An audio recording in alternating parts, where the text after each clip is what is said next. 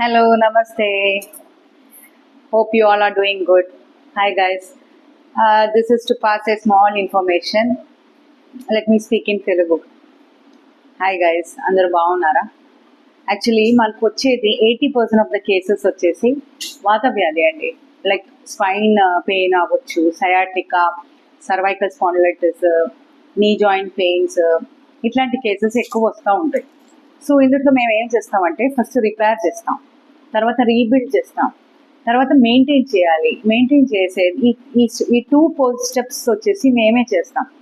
Repair చేసి మీకు దాంట్లో టిష్యూ నుంచి బయట అంతా ఇన్ఫ్లమేషన్ పంపించి ఆఫ్టర్ దట్ దాన్ని రీబిల్డ్ చేసి, అంటే మంచి టిష్యూ రీబిల్డ్ అయ్యే మెడిసిన్స్ కానీ నరిషింగ్ మెడిసిన్స్ మీకు ఇచ్చి అది రీబిల్డ్ అయ్యి కొంతకాలం మీకు బాగుంటుంది.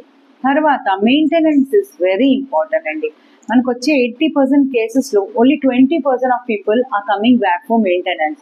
మెయింటెనెన్స్ ఎంత ఇంపార్టెంట్ అంటే మీ బాడీకి అది that problem is you are prone to that disease, మీకు అది మళ్ళీ మళ్ళీ రావచ్చు.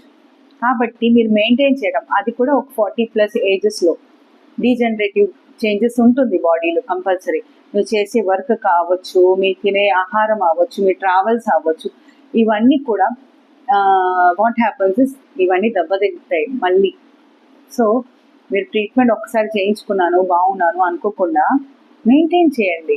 You have to maintain either through exercise, diet, మళ్ళీ ఫాలోఅప్కి రావాలి, keep ovulation for the body. ఇవన్నీ చేస్తే మీరు ఇంకా హెల్తీగా చాలా నాలు హ్యాపీగా బతకచ్చు.